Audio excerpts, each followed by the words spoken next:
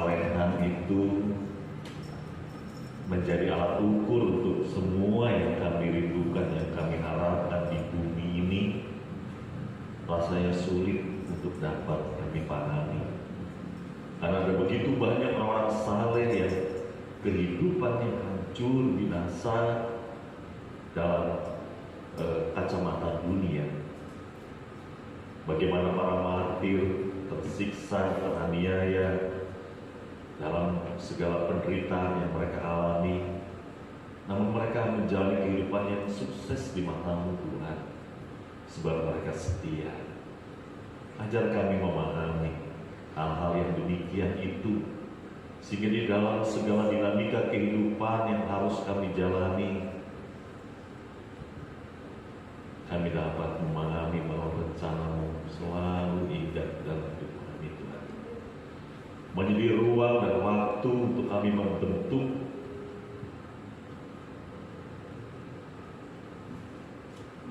rangkaian perjalanan yang seturut dengan kehendak-Mu sampai indah di mata-Mu, Tuhan. Ada jejak-jejak yang baik yang ingin kami tinggalkan bagi anak-anak kami. Di depan kami ada anak sekolah minggu. Mereka menuntut secara lahir untuk melihat keteladanan dari kami.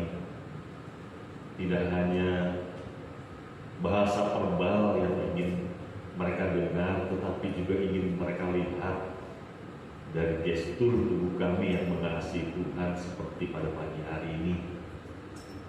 Berkati mereka, Tuhan. Berkati mereka. Berkati dengan waktu-waktu yang baik. Berkati dengan kesempatan-kesempatan yang baik. Berkati Tuhan dengan pengalaman-pengalaman yang baik. Berkati mereka, Bapa. Melalui guru, melalui orang tua, melalui sahabat, melalui teman, melalui orang-orang yang dekat, mereka dapat belajar untuk melihat kemuliaan Tuhan di tengah kehidupan mereka. Biar ada satu generasi yang lebih baik dari kami untuk mengenal Tuhan di tengah hiruk-pikuknya pemberitaan, di tengah hiruk-pikuk derasnya arus informasi.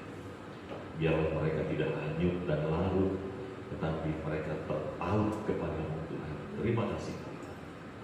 Berfirman-Lah Tuhan, kami juga siap orang-orang dewasa untuk dibentuk, ditambahkan pengertian. Biarlah Engkau bicara, Tuhan, di tengah-tengah kami. Rapi hamba-Mu, dalam nama Yesus Kristus kami berdoa. Amin. Silahkan kembali Bapak Ibu. Agak dingin gitu ya. Bisa. Ya, cek. Oke. Sudah, turun. Ya. Bapak Ibu, kita baru mendengar juga presentasi medis ya yang dialami oleh Ibu Elo. Luar biasa ya. Saya bukan sense of krisisnya nggak ada, kan? Ya. Tapi justru saya merasa salut dengan realitas itu, dan beliau mampu ya, menurut apa yang kita lihat ya, beliau mampu melewati hari-harinya dengan segala kesulitannya. Kita cuma dengan cerita, kita tidak merasa apa yang dirasa, tetapi empati itu pasti akan ikut merasakan apa yang dirasakan. Sebabnya jangan lepaskan beliau dari doa kita ya. Dan kalau ada tulisan-tulisan yang mengatakan bahwa mujizat masih ada, kalau saya lebih suka lagi Tuhan ada ya. Nah, saudara, menerima realitas Allah yang ada namun tidak nampak dalam realitas kita yang physically ini tentu bukan sesuatu yang mudah ya. Lebih mudah kita meyakini keberadaannya ya, daripada kita ikut merasakan kehadirannya ya. Saudara yakin Tuhan ada di sini? Saya yakin Tuhan ada di sini. Dari mana? Firman Tuhan katakan di mana 2 atau 3 orang berkumpul di dalam namaku, di situ Dia ada.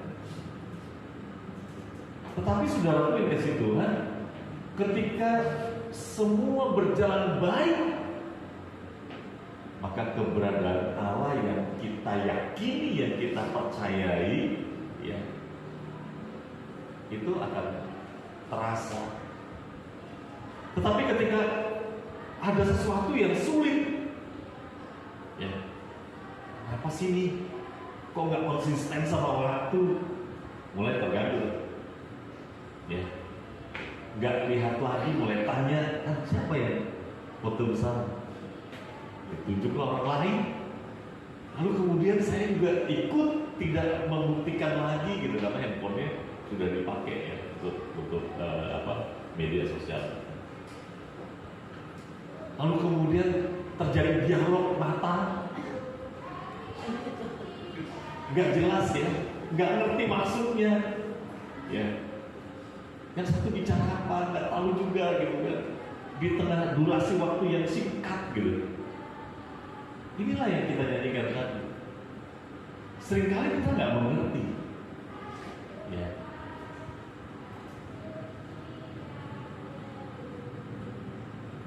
Kalau semuanya berjalan dengan baik, pasti, oh, saya diberi kesempatan.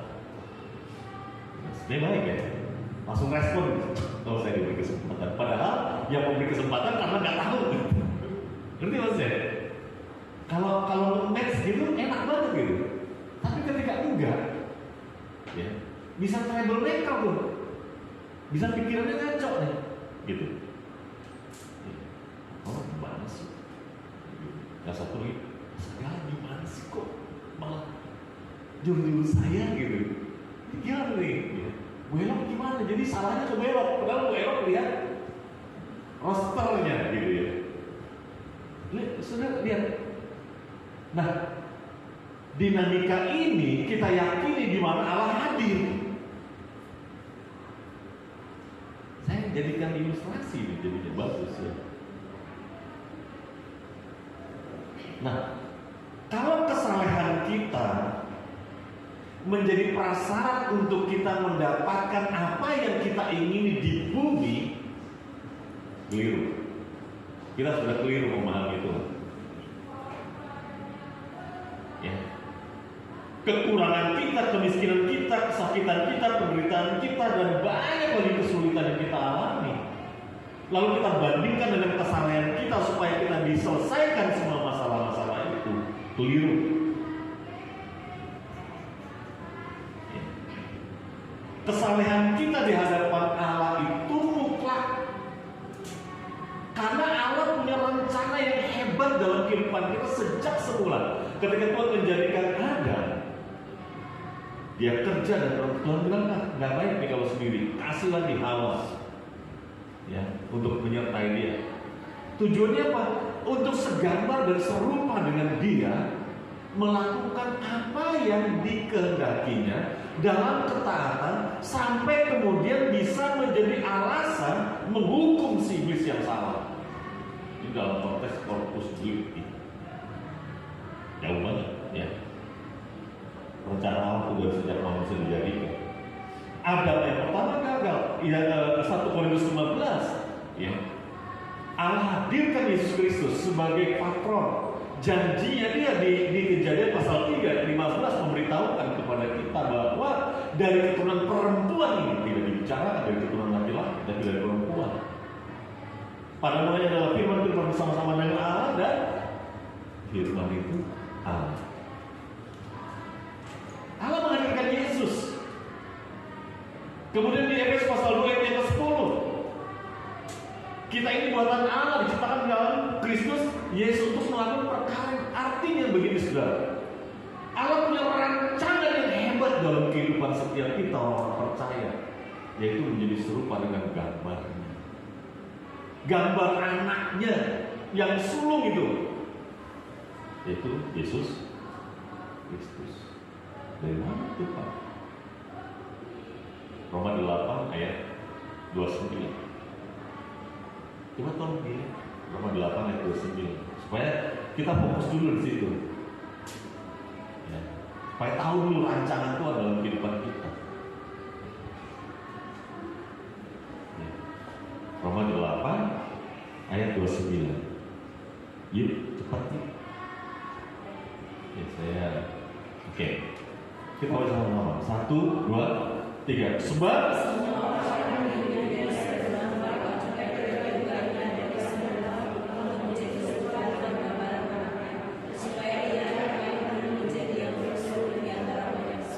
menjadi serupa dengan gambar anaknya. Kesalehan menjadi sesuatu yang mutlak. Kenapa? Inilah anak yang kukasih, kepadanya aku berkenan. 2 kali Bapa bicara hal yang sama. Sampai kemudian yang kedua katakan, dengarkanlah dia. Apa yang harus kita dengarkan? Matius pasal 5:48. Hendaklah kamu sempurna sama seperti Bapamu yang di surga sempurna. Itu yang kita dengarkan dari Tuhan Yesus. Kita tidak sedang menduplikasi Yesus dalam kehidupan kita, sulit nanti. Tapi Tuhan sedang mengembalikan harkat atau martabat kemanusiaan kita, ya, untuk menjadi manusia ilahi. Dan contohnya adalah Yesus. Dalam segala penderitaan yang harus dia lewati, dalam segala kesulitan yang harus dia alami, dia tetap membangun kesalehan di dalam diri. Dalam yang kasih Tuhan, ini kan alat terbaik dalam kehidupan kita. Bagaimana caranya? Kan itu yang menjadi pertanyaan kita, ya. Bagaimana caranya? Gini, saudara. Allah adalah roh yang dianggap lebih mudah dipercayai daripada menerima realitas keberadaan Allah itu sendiri. Dan saya sudah memulai dari itu. Ya, Allah adalah roh. Kita yakin dia ada di sini. Sepasti udara segar yang kita hirup. Ada lagunya lagi, ya.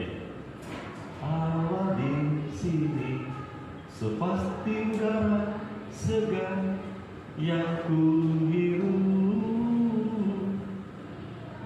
Dia sepasti fajar yang melekat setiap aku yakin hari. Dengarkan doaku, ya Allah yang hidup. Pada waktu kita masuk di dalam, dengarkan doaku, ya Allah yang hidup. Di situ baru kita kemudian mulai, ya, meragukan eksistensi.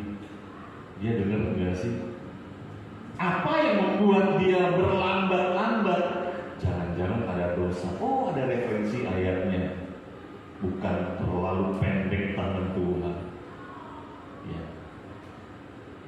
untuk menolong, tapi dosa. Oh, dosa. Ini yang seringkali dimainkan oleh hamba Tuhan. Kenapa doamu tidak terjawab sampai hari ini? Dosamu itu. Padahal untuk menyelesaikan dosa, ya, baiklah kita berperkara dengan Tuhan, selesai. Ya, mengakui dosa kita selesai. Tapi jawaban doa belum selesai. Ya. Saudara dikasih Tuhan, kehadiran Allah dalam kehidupan kita itu harus selaras dengan apa yang kita yakini. Ya. Kalau dia adalah omnipresent, Allah yang maha hadir, Allah Yehova sama, Tuhan yang maha hadir, dan dia bisa hadir di mana-mana, maka kemudian yang harus kita sadari, bukan kita yakini, kita sadari. Kalau yakini kan masih sampai sebuah keyakinan yang kita ketahui lewat kebenaran. Tapi kalau kita sadari, maka akan terjadi perubahan makna. Mungkin kita bisa sembunyikan apa yang kita perbuat dari mata manusia. Ya, Pak Soeharto sehebat itu kalau bicara, padahal faktanya dia nggak begitu. Oke. Kenapa? Karena itu memang pergumulan saya, pergumulan kita semua, saudara. Ya. Karena gini, keberadaan Allah benar atau tidak, ya, ternyata tidak sungguh-sungguh dipersoalkan. Makanya berhentinya pada satu keyakinan. Yakin kalau di sini, yakin. Dari mana? Firman Tuhan. Firman Tuhan yang mana? Itu loh ya. Di mana 2-3 orang berkumpul di dalam nama. Oh yakin. Tetapi menyadari keberadaannya itu adalah hal yang berbeda. Kenapa? Kalau kita menyadari keberadaannya, maka kemudian kita akan menata hati, pikiran, perasaan, dan kemudian muncul perbuatan. Faktanya nggak gitu. Saudara dikasih Tuhan yang kena KPK itu, kalau muslim jangan dikira sholatnya, ya. Baru dengar azan, rapat pun berhenti, lalu sholat semua.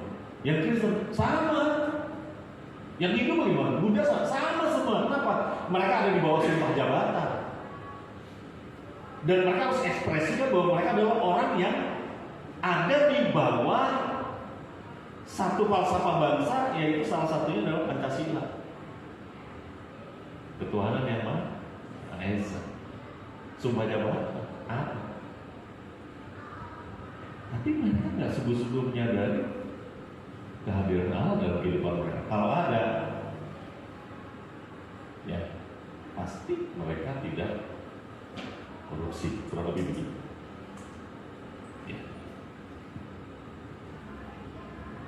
Saudara kasih Tuhan, dalam agama tertentu, ya, pahala dan hukuman itu menjadi alat pengukur yang membuat mau tidak mau dia melakukan apa yang benar dan berkenan di hadapan Tuhan. Dalam kehidupan kita juga ada sebagai orang Kristen, ya, ayat yang ke-7 dari Galatia pasal 6, 7, 8. Galatia pasal yang ke-6 ayat 7. Jangan sesat, Allah tidak membiarkan dirinya dipermainkan, karena apa yang ditabur orang itu juga akan dituainya. Sebab barang siapa menabur dalam dagingnya, ia akan menuai kebinasaan dari dagingnya. Tetapi barang siapa menabur dalam roh, ia akan menuai hidup yang kekal dari roh. Hukum tabur tuai itu bukan bicara persembahan, ya. Karena yang di apa itu Matius berapa itu? Matius 13, ya. Hukum tabur tuai di situ bukan hukum tabur tuai, tapi bicara tentang benih firman Tuhan, ya.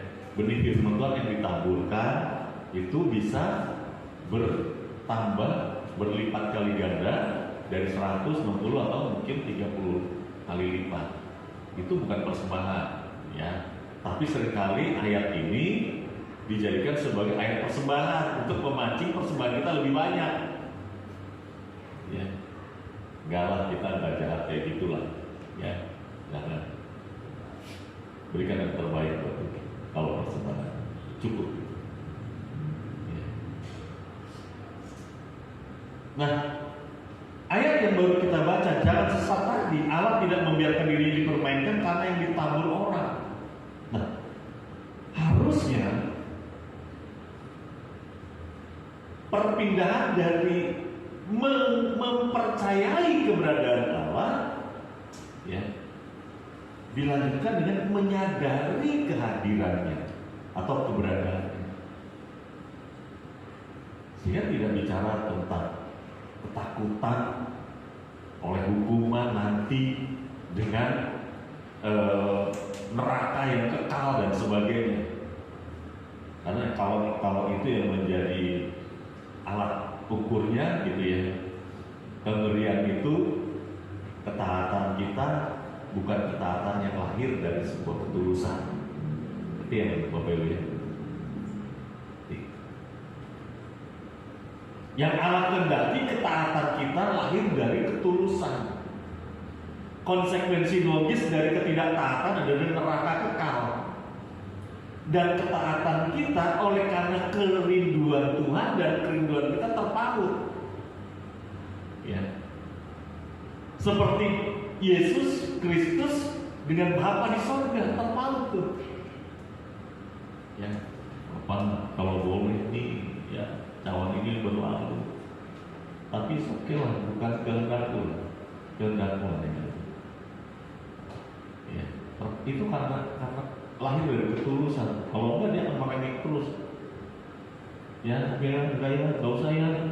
Kan ada cara yang lain lah, jangan begini lah ya. Itu kan sakit banget. Ya. Aku nanti disiksa. Ya, Yudas mengkhianati itu udah luka hatiku nih Tuhan. Bapak gitu. Wah, macam-macam didoakan ya. Waktu itu nggak ada yang kasih tahu siapa didoakan. Jadi kita cuma punya catatan. Ya, pelunya mengucur seperti itu. Itu ada catatan kita. Bapak Ibu Saudaraku yang dikasihi Tuhan, yang seperti itulah yang harus terbangun dari kehidupan setiap kita, saudara saya. Harus terbangun. Bukan dari yang kita imani saja, tetapi yang kita sadari keberadaannya.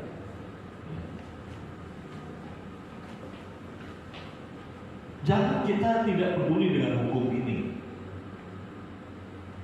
Ya. Hukum tabur tua ini, saudara. Kita pasti menuai. Saya minggu lalu ya menyampaikan bahwa Abraham itu menuai dari sebuah hubungan yang terbangun. Ketika Allah mau menghancurkan Sodom dan Gomora, ya, itu dalam sebuah perjalanan bergumul Allah. Masa aku nggak kasih tahu sama dia nih? Kenapa? Teman, saya kasih tahu juga. Ya. Lalu kemudian dia berdoa. Dia bicara, kalau boleh ya, ini kalau ada 50 gimana? Sampai turun. Segini deh. Ya, enggak lah.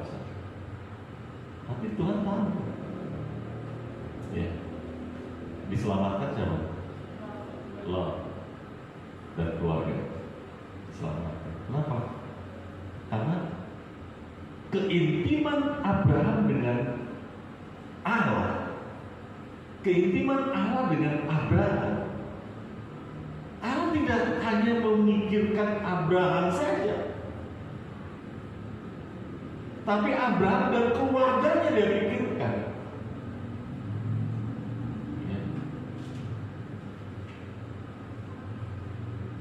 Apa sih yang ingin saya sampaikan di sini? Begini, kalau kita punya keintiman yang baik dengan Tuhan, dia nggak cuma pikirkan kita dan keluarga kita, dia pikirkan bagaimana supaya itu mendatangkan kebahagiaan bagi kita. Ya, hanya doa saya adalah Tuhan berkatilah orang-orang yang mengasihiku dan yang dikasihi setiap orang. Kalau mau makan ya khususnya. Kenapa? Karena orang yang mengasihi saya juga banyak, perlu juga dikasihi.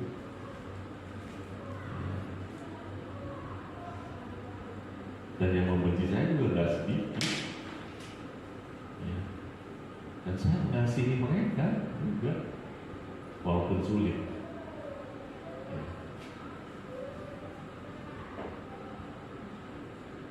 Gini saudara, ketika kita meyakini Allah hadir dalam kehidupan setiap kita, tapi tidak menyadari akan keberadaannya, itu melukai. Nggak tahu saudara, kalau saya sih merasa begitu ya. Kalau saya diajak orang, 2-3 orang, terus ngobrol gitu ya, tapi saya cemooh gitu ya, nggak diajak ngobrol gitu, dia serius di situ sama orang yang lain gitu. Gimana sih perasaan ini? Coba Nimrud nggak masuk, coba Nimrud nggak masuk, ya. Sakit nggak sih rasanya? Diplutokan, ya, dimarginalkan gitu, tidak dianggap, tidak dipedulikan. Itu melukai loh. Menurut saudara, Allah yang Immanuel itu, yang mengiring dan menyertai kita ketika kita tidak peduli dengan Dia, gimana rasanya?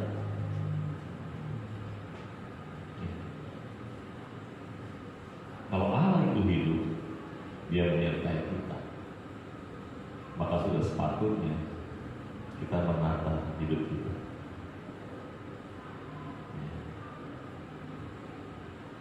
Tidak mudah, tidak mudah. Ini gak gampang, ya. Gak gampang. Bersentuhan di dunia bisnis kita, studi kita, dalam komunitas kita, ya, gak gampang. Saya belajar gak bicara tentang manajemen. Wah, berkali saya ternyata yang saya lakukan itu kerap kali manajemennya konflik malah. Sama seperti Mazmur 41 itu, kita kunjungi orang sakit, kita doakan orang sakit, pergi dari mereka, kita ngomongin orang sakit. Ya. Seringkali kita juga begitu.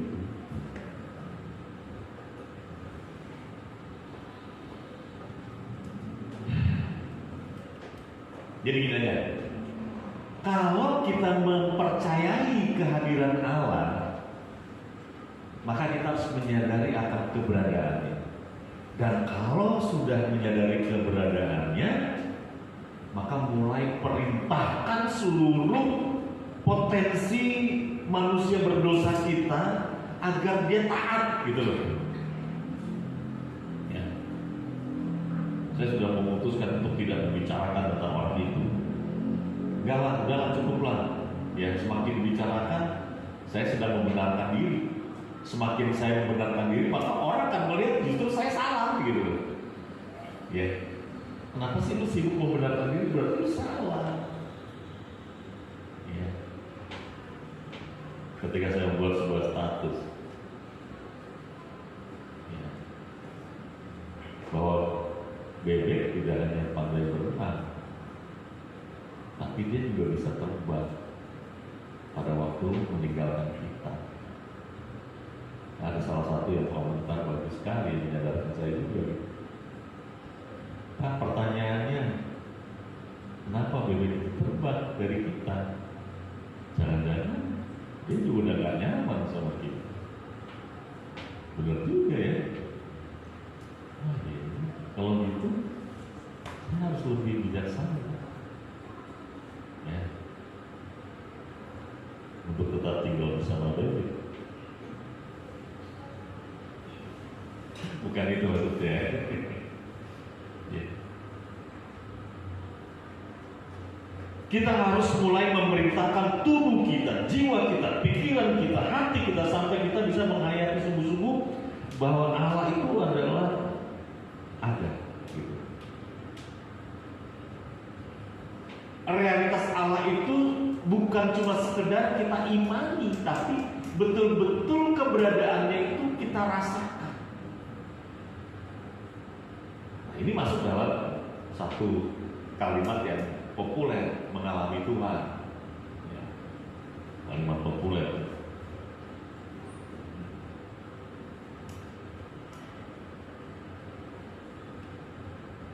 Saudara dikasih Tuhan, kalau misalnya ya karena kesalahan kita, kemudian Tuhan izinkan kita masuk ke dalam kesulitan, ya, bisa saja karena makanan, minuman, ya, karena ketelidoran kita menata waktu, karena melanggar sumpah jabatan, ya, kemudian kita harus masuk ke berbagai kesulitan, ya, misalnya harus harus masuk penjara gitu. Nggak apa-apa, itu bukan akhir, tapi jadi awal. Karena Tuhan memberikan ruang dan waktu, bisa punya kesempatan ya untuk melanjutkan kehidupan yang lebih baik. Jadi kalau begitu kita harus bersyukur. Ada proses yang Roma pasal 8 ayat 28 ayat 29 itu nyambung jadinya. Ya, sampai kemudian kita memenuhi kehendak Allah. Jadi sekarang langkah yang harus kita lakukan untuk menghayati realitas Allah atau keberadaan Allah bukan cuma sekedar kita yakini, tapi kita merasakan keberadaannya sampai kita menyadari dan kemudian mulai memerintahkan seluruh kehidupan kita. Kalau sudah mulai memikirkan sesuatu perkara yang tidak dia kehendaki, perintahkan pikiran. Kamu harus positif, ya. Melihat situasi ini positif, lihat kondisi ini positif, sampai kemudian kita ngerti. Oh, saya tahu sekarang bahwa Allah turut bekerja dalam segala sesuatu untuk mendatangkan kebaikan buat saya yang mengasihi Tuhan. Kalau kita sudah sampai ke situ pemahaman kita tentang dinamika kehidupan, berarti kita sudah masuk di dalam kesadaran Allah yang menyertai kita itu hadir dalam kehidupan kita. Dan kalau kita melihat jejaknya Tuhan Yesus dengan segala dinamikanya, ya, kita sudah masuk dalam pengenalan akan Tuhan. Karena di tengah penderitaannya Tuhan Yesus, di tengah penderitaannya Paulus, Petrus, Yakobus, Yohanes, dan ada banyak lagi murid-murid yang lain, ya, menjadi ruang untuk memproses diri seturut dengan kehendak Tuhan. Kalau selama ini kita kurang menghayati keberadaan Allah, maka mulai hari ini kita mulai belajar menghayati, bukan hanya sekedar meyakini bahwa Allah menyertai kita. Ya. Tuhan memberkati kita. Mari kita tunduk kepala, kita berdoa. Saudara, saya ingin mengajak kita memerintahkan seluruh organ sampai kita dapat menghayati dengan sungguh-sungguh realitas Allah, yang mana ini membuat kita berhitung atas segala sesuatu yang kita lakukan, karena ada Allah yang hidup yang mengawasi kita. Dia akan memperhitungkan segala sesuatu. Apa yang kita taburkan itu pasti kita akan tuai, dan Allah tidak membiarkan dirinya dipermainkan. Biar kita menabur di dalam roh untuk hidup bersama-sama dengan Tuhan yang ada dalam roh. Haleluya. Bapa, ampuni kami jikalau kesalehan kami menjadi prasyarat untuk segala kebaikan Tuhan yang kami rindukan. Kami akan lakukan. Namun demikian bukan itu yang menjadi dasar untuk kami hidup saleh, Tuhan. Yang menjadi dasar untuk kami hidup saleh adalah ketaatan kami untuk melakukan kehendak Bapa seturut dengan apa yang Kau sudah rancangkan dalam kehidupan kami. Berikan kami ruang dan waktu untuk dapat melakukan kehendak-Mu. Pernah hari yang singkat ini menyerahkan seluruh hidup kami ke dalam tangan kasih Tuhan.